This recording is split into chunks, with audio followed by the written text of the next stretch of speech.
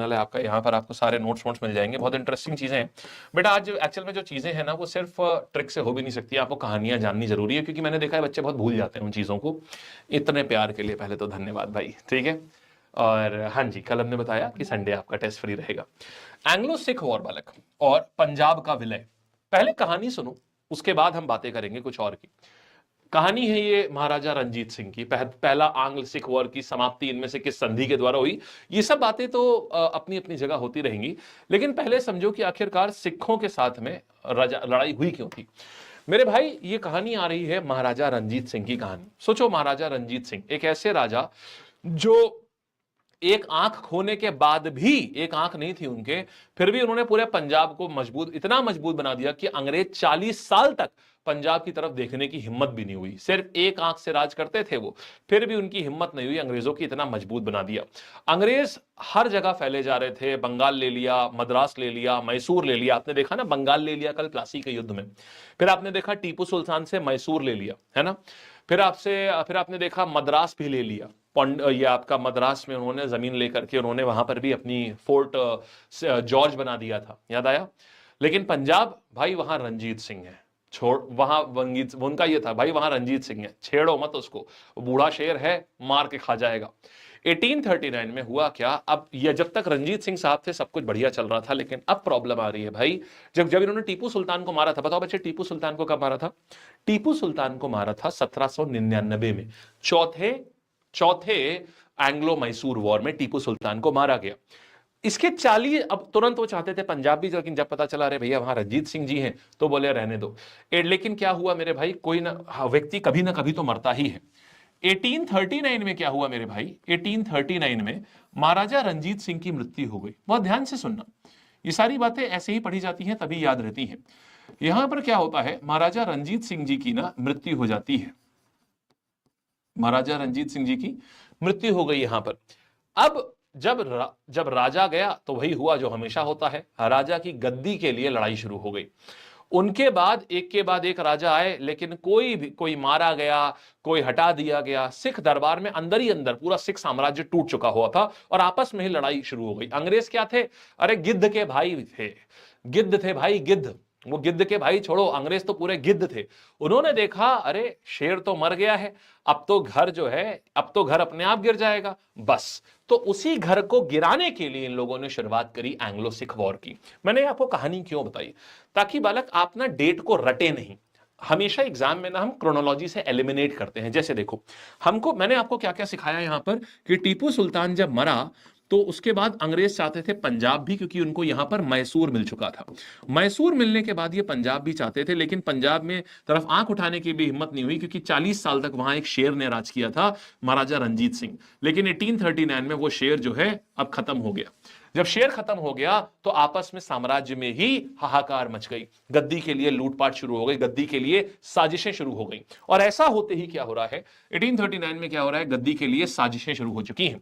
Now what is going to happen is, अब क्या हुआ, पहला एंग्लो सिख वॉर, माने ये पहला युद्ध कब हुआ, 6 साल बाद, 1845-46 में, ये देख रहे हो आप। तो पहला जो एंग्लो सिख वॉर है ये 1845-46 में इसीलिए हुआ है, महाराजा रंजीत सिंह की मृत्यु के बाद हुआ है ये। तो अब अंग्रेज तो बहाना ढूंढ रहे थे कि किसी तरीके से यहां पर युद्ध हो। युद्ध हुआ और सिख हार गए। और फिर क्या हुआ, यहां से आई लाहौर की संधि, क्योंकि सिख हार गए तो लाहौर। तो यहां से क्या हो रहा है, यह संधि सिखों और लॉर्ड हार्डिंग के बीच में हुई थी। और देखो सिख कैसे हार गए, क्योंकि सिख इसलिए हार गए यार, क्योंकि अब वहां पे शेर कोई था ही नहीं। अब वहां पर क्या था, अब यहां पर जितने भी राजा थे वो छोटे मोटे राजा थे, छुटभैये राजा थे। तो लॉर्ड हार्डिंग ने, पहले सिखों को हराना बड़ा हार्ड था, इसलिए लॉर्ड हार्डिंग को भेजा गया था। तो लॉर्ड हार्डिंग के बीच में संधि होती है और अंग्रेज हार जाते, ये सिख हार जाते हैं, इसलिए लाहौर, तो लाहौर की संधि होती है। आंसर मेरे पास में यहां पर आ गया मेरे भाई। किसके साथ में हुआ था ये संधि जो हुई थी, ये हार्डिंग के साथ में हुई थी। तेरे भाई जैसा कोई हार्डिच नहीं है, हार्डिच नहीं है। तो यहां पर क्या हुआ, तेरे भाई जैसा कोई हार्डिच नहीं है, हार्डिच नहीं है। तो हार्डिंग जो थे यही हार्डिच थे। तो यहां पर अब इन्होंने संधि कर ली। अब यहां एक इंपॉर्टेंट बड़ी एग्जांपल चीज हुई, जो कि क्या हुआ, कश्मीर का सौदा। तुम कश्मीर की प्रॉब्लम देख रहे हो भाई साहब, ये सुनो क्या हो रहा है इस संधि में। क्या होता है तुम्हें बेटा, आज ये भी पता चलेगा कश्मीर में प्रॉब्लम कैसे आई है। अंग्रेज बहुत चालाक थे, उन्होंने सिखों से कश्मीर छीन लिया और एक राजा थे, राजा गुलाब सिंह डोगरा।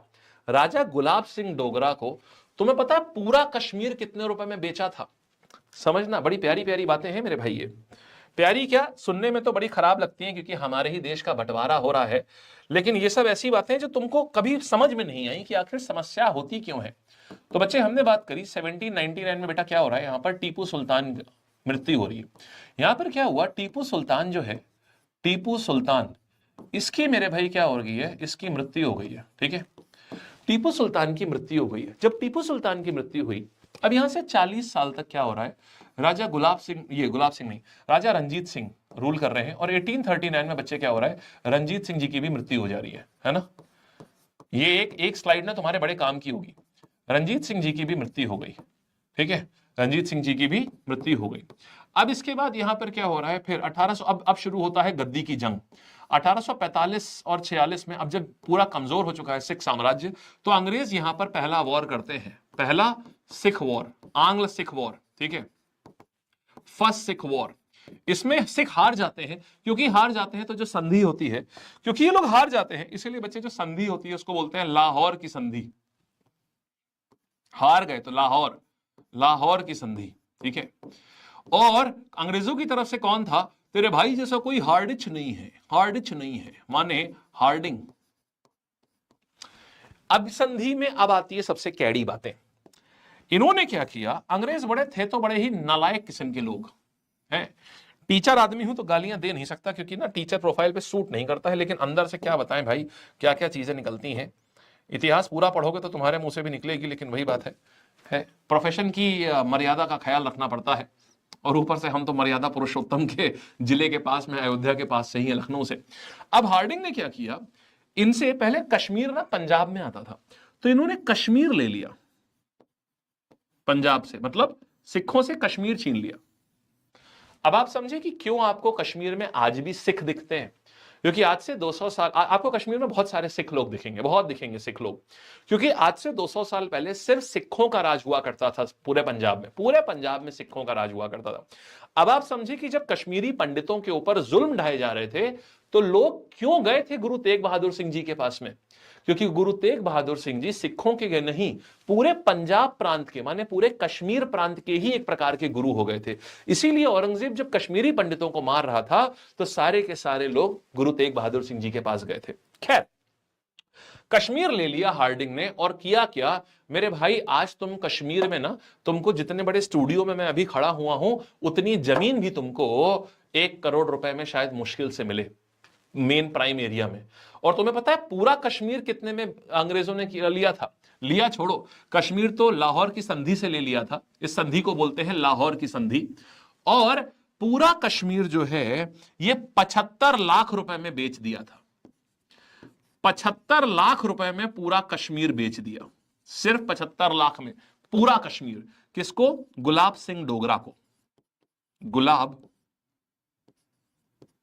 गुलाब सिंह डोगरा को पूरा कश्मीर बेच दिया 75 लाख रुपए में।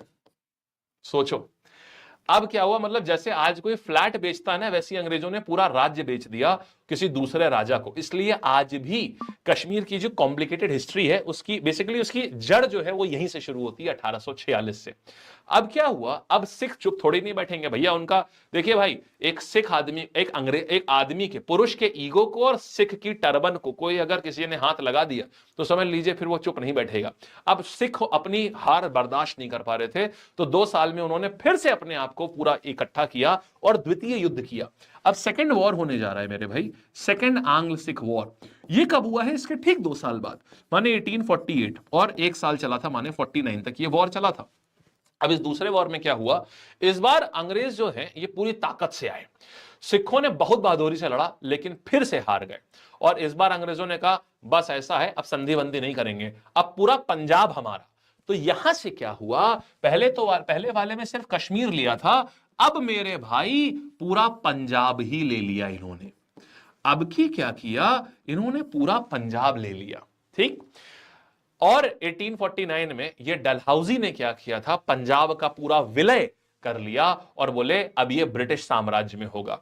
तो किसने किया था? डलहौजी। यहां से डलहौजी का नाम याद रखना, ये वही बंदा है जो आगे जाकर के इसको छीनने की आदत हो गई थी। तो डॉक्ट्राइन ऑफ लैप्स, राज्य हड़प नीति भी यही लेकर के आया था इसको, क्योंकि अब इसने देखा है साम्राज्य छीन करके हड़प करके तो बड़ी अच्छी चीज आ रही है। तो इसी डलहौजी ने, किसने किया था ये सेकंड संधि जो है तो मेरे भाई डलहौजी ने करी थी, है डलहौजी, ये लॉर्ड डलहौजी। अब लॉर्ड क्यों बोलते हैं कि क्या ही बताएं, बोलना तो नहीं चाहिए। तो डलहौजी ने ये संधि करी थी और हड़प नीति यही लेकर के आया था। इसके बाद क्या हुआ, अब सबसे दर्द भारी कहानी सुनो। जब पंजाब हुआ क्या, महाराजा दुलीप सिंह की बात, जब पंजाब मर्ज हुआ, मतलब अब वो मर्ज होकर के, मतलब वो ब्रिटिश साम्राज्य ने बोला कि अब ऐसा है हम पूरा पंजाब छीन ले रहे हैं। तो लेकिन अब पंजाबी जो हैं उनको तो एक राजा चाहिए ना, जनता को तो एक राजा चाहिए। तो हुआ क्या, जनता को राजा चाहिए, तो इनके एक बेटे थे, महाराजा रंजीत सिंह के बाद में जो राजा आए उनके एक बेटे थे, उनका नाम था महाराजा दुलीप सिंह। जानते हो कितने बड़े, 10-11 साल का बालक। अंग्रेजों ने क्या किया, बोले ऐसा है बेटा, तुम जो हो तुम यहां से जाओ, तुमको हम 5 लाख रुपया साल देंगे और तुम जा करके यूके में पढ़ोगे जा करके। इनको 5 लाख रुपए दिए महाराजा दुलीप सिंह को, इनको भेज दिया यूके, इंग्लैंड, 5 लाख रुपए में, और इनसे पेपर साइन करवा लिए कि पूरा पंजाब हमारा है। माने टेक्निकली राजा को ब्लैकमेल करके, 10 साल का बालक यार, 10 साल के बालक को ब्लैकमेल करके 5 लाख रुपए साल में इन्होंने पंजाब खरीद लिया पूरा का पूरा। सोचो, रंजीत सिंह का पोता जिसके खून में पंजाब की मिट्टी थी, उन्हें इंग्लैंड भेज दिया कि जाओ जाकर के वहां तुम पढ़ाई करो। और अच्छा, इसी समय कोहिनूर हीरा भी जो था, जो रंजीत सिंह का था, वो भी अंग्रेजों ने ले लिया। तो आप देखते हैं ना क्वीन विक्टोरिया के पास कैसे चला गया हीरा। तो ये जो दूसरा युद्ध था, इसी में क्या हुआ, इसी में हीरा भी गया, कोहिनूर हीरा, ये रंजीत सिंह जी के पास था, कोहिनूर हीरा भी चला गया, अंग्रेजों ने लेकर के विक्टोरिया को गिफ्ट कर दिया, वहां की महारानी को, और महाराजा दुलीप सिंह को भी 5 लाख रुपए देकर के सालाना भेज दिया वहां। और इसके बाद इनको कभी वापस नहीं आने दिया। इनफैक्ट जब इनकी मां मर गई, खत्म हुई, तो इनकी मां की अंतिम यात्रा में भी इनको शामिल नहीं होने दिया गया। बोला तुम इंडिया आ सकते हो लेकिन पंजाब नहीं जा सकते हो।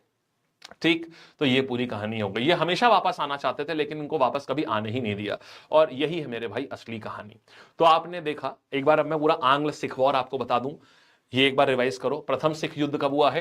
प्रथम सिख युद्ध की संधि कौन सी थी? लाहौर की संधि 46 में।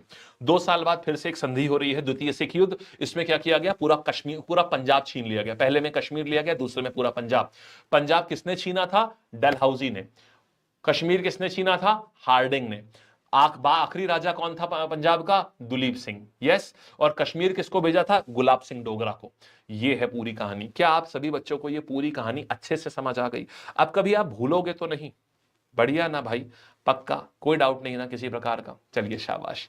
तो अब क्या करेंगे, नेक्स्ट कहानी पर आते हैं हम लोग। ये सारी चीज आपने देख ली है, कोई डाउट सबको आया?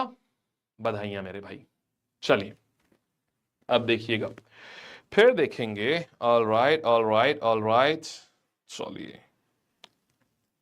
ओकेस ओकेस ओकेस, नाउ सी। तो मेरे भाई अब तुम सवालों पे आओ।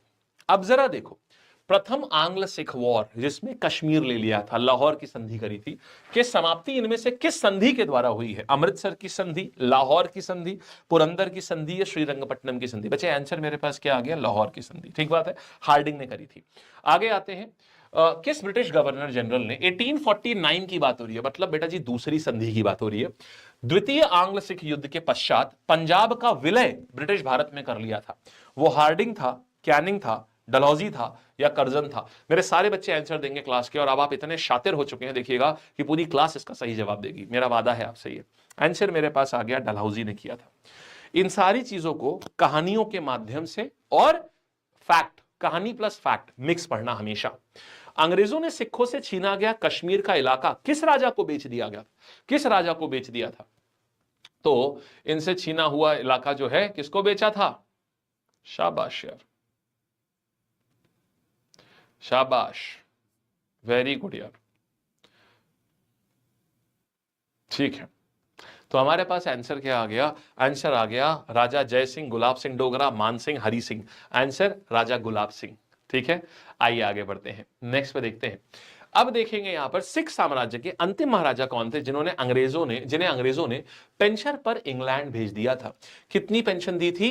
5 लाख रुपए की पेंशन पर इंग्लैंड भेज दिया था। आंसर मेरे पास आ जाएगा महाराजा दलीप सिंह। ये मेरे पास में उत्तर आ जाएगा। आगे बढ़ते हैं हम लोग।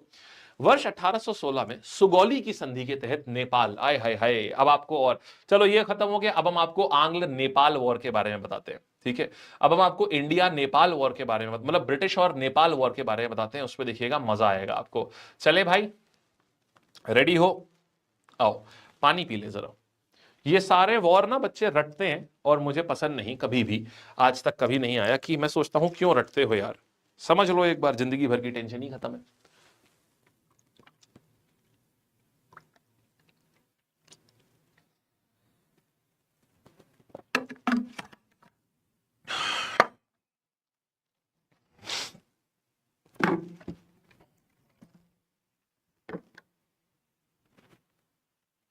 ठीक है,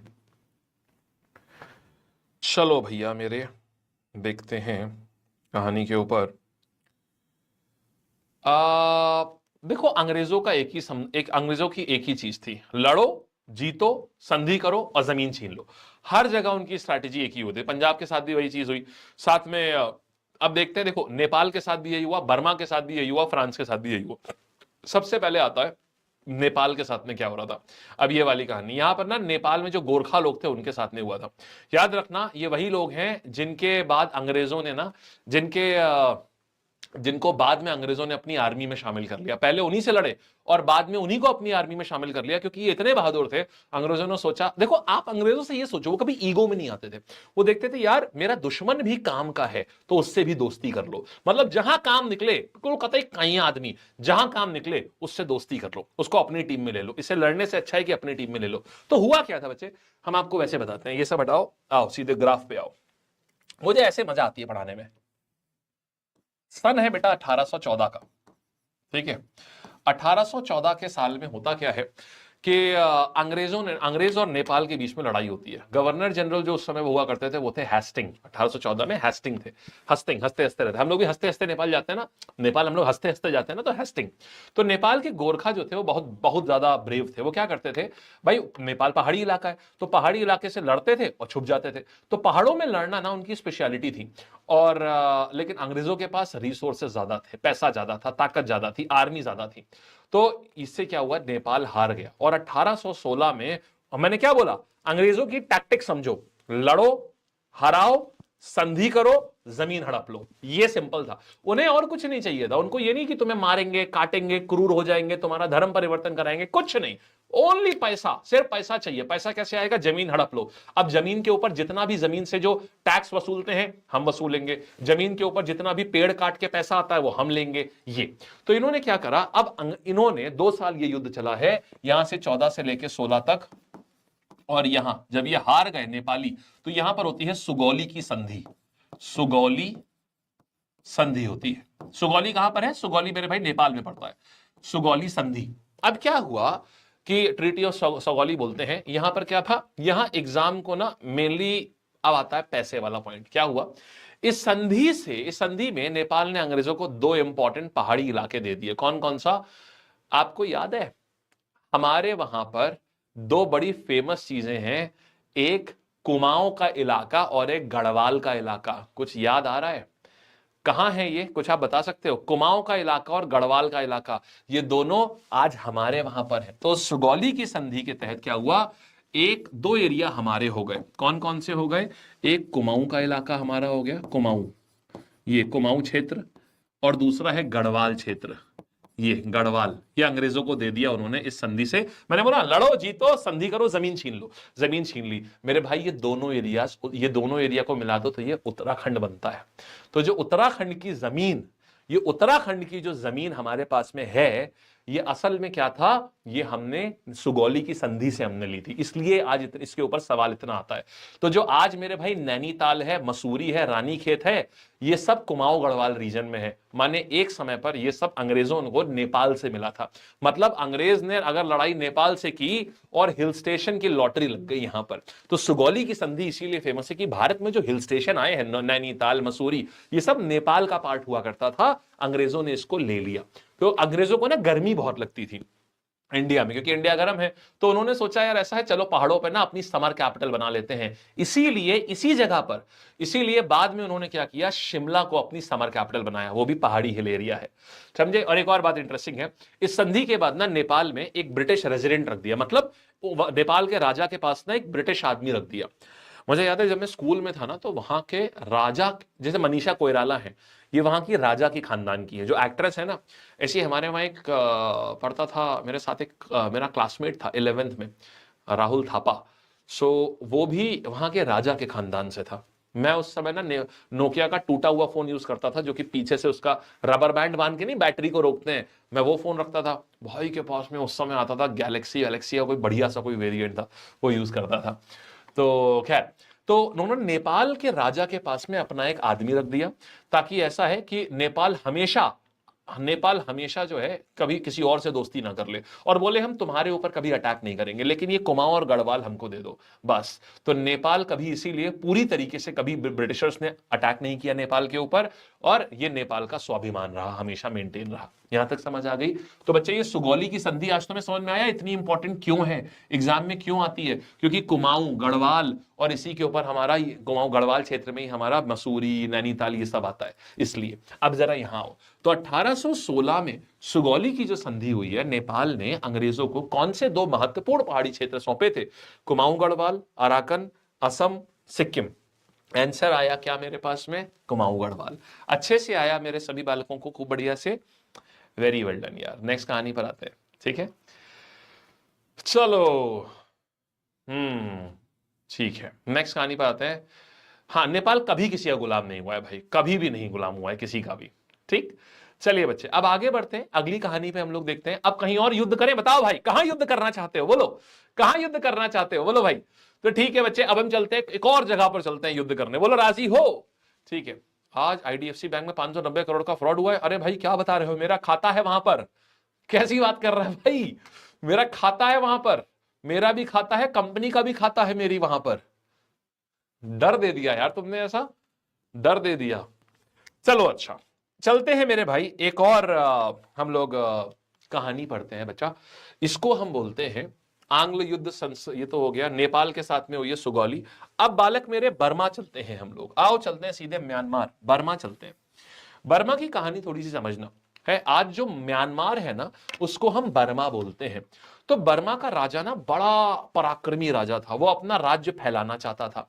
वो अपने राज्य में चाहता था, जैसे आज हमारे पास में असम है, मणिपुर है ना, तो असम मणिपुर इन सब जगहों को ना हड़पना चाहता था, अटैक करना चाहता था।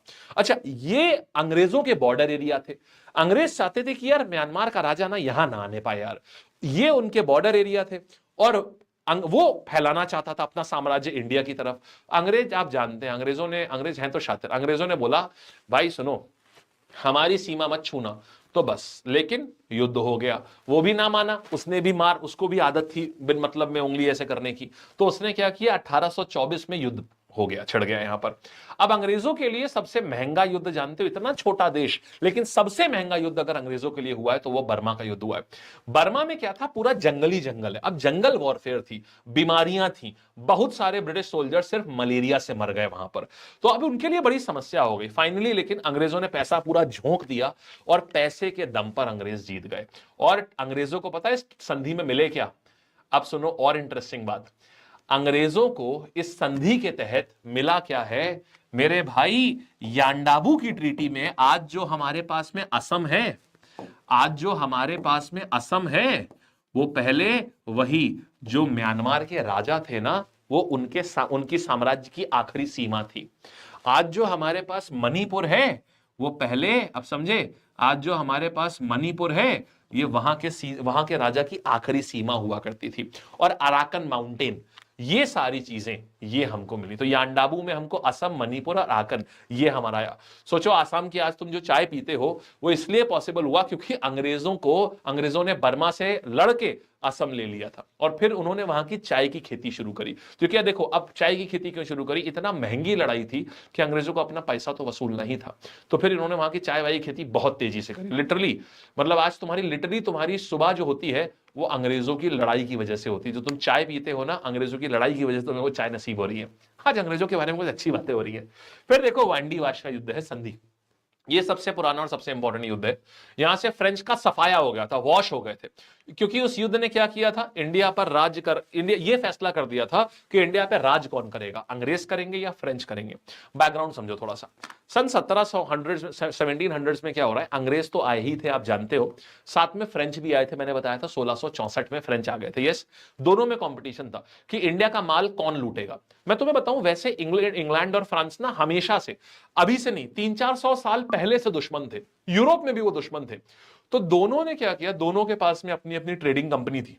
अंग्रेजों की थी ईस्ट इंडिया कंपनी, फ्रेंच की थी फ्रेंच ईस्ट इंडिया कंपनी। दोनों साउथ में अपना बेस बना रहे थे। एक ने मद्रास बनाया तो दूसरे ने पौंडीचेरी, सूरत दोनों ने बनाया, मासूलीपट्टनम दोनों लोग बनाने आ गए। ठीक है, फिर क्या हुआ, जब काफी कुछ हो गया तो बोले देखो ऐसा है, आज एक फैसला करते हैं, या तो आर या तो पार। तो यहां पर वैंडी वॉश में इसका युद्ध लड़ा गया। आप सोचोगे वैंडी वॉश कहां है, मेरे भाई आज के टाइम पर तमिलनाडु में वैंडी वॉश है। अंग्रेजों की तरफ से आया था आयरकूट। उन्होंने आदमी ऐसा भेजा कि जो कूट दे पकड़ के, और फ्रेंच को पकड़ के कूट दिया। और वो भी कैसा कूट दिया, कतई एकदम कैसा कूट दिया, कतई लाल लाल कूट दिया। माने उनकी तरफ से आया था लाली, समझ गए, उनकी तरफ से आया था लाली। तो यहां पर क्या हुआ, लाली को कूट दिया। तो आयर कूट ने लाली को कूट दिया। ठीक, तो इनकी तरफ से आया था लाली फ्रेंच की तरफ से, अंग्रेजों की तरफ से आया था आयर कूट, और यहां पर ये हार गए फ्रेंच। 1763 में एक संधि होती है, उसको बोलते हैं पेरिस की संधि। फ्रेंच को इंडिया से हमेशा के लिए फेंक दिया गया। बोले आज के बाद अब कभी नहीं आएगा। अब एग्जाम में क्या पूछा जाएगा कि वैंडी वॉश के युद्ध में अंग्रेजों ने किस यूरोपियन शक्ति को हराया। मेरे भाई आंसर देना, क्या आ जाएगा आंसर, फ्रेंच। मतलब अगर वैंडी वॉश में अगर फ्रेंच जीते होते तो आज हम शायद अंग्रेजी नहीं, आज हम लोग फ्रेंच बोल रहे होते, बूर्जो मेसी ये सब कर रहे होते। तो एक तरफ लड़ाई, ये बेसिकली लड़ाई नहीं थी, ये बेसिकली इंडिया का भाषा जो है, भाषा और कल्चरल डेस्टिनी डिसाइड कर दी कि हमारी भाषा कैसी होगी। हमारे बच्चे अगर फ्रेंच जीत गए होते तो हमारे बच्चे आज स्कूल में फ्रेंच पढ़ रहे होते, हम लोगों ने भी फ्रेंच पढ़ी होती बचपन में। बोलिए, यहां तक बात समझ आ गई। अब तुम्हें एक बड़ी पिक्चर दिखाता हूं जो तुम्हारा पर्सपेक्टिव ब्रॉड करेगी। सोचो, पैटर्न देखो। अंग्रेजों ने पहले फ्रेंच को हराया 1760 में, फिर नेपाल को दबाया 1816 में, फिर बर्मा को हराया 1816 के बाद 1826 में, फिर क्या हुआ, सिखों को खत्म कर दिया 1849 में। मतलब 1760 से लेकर के मोटा मोटा 1850 तक की, आखिरी युद्ध पंजाब के साथ हुआ 1850 में। 90 साल में, लगभग 90 साल में अंग्रेजों ने अपने सारे कंपिटिटर्स को और थ्रेट को एक एक करके साफ कर दिया। अब 1850 तक अब इंडिया में कोई बड़ा दुश्मन नहीं बचा अंग्रेजों का।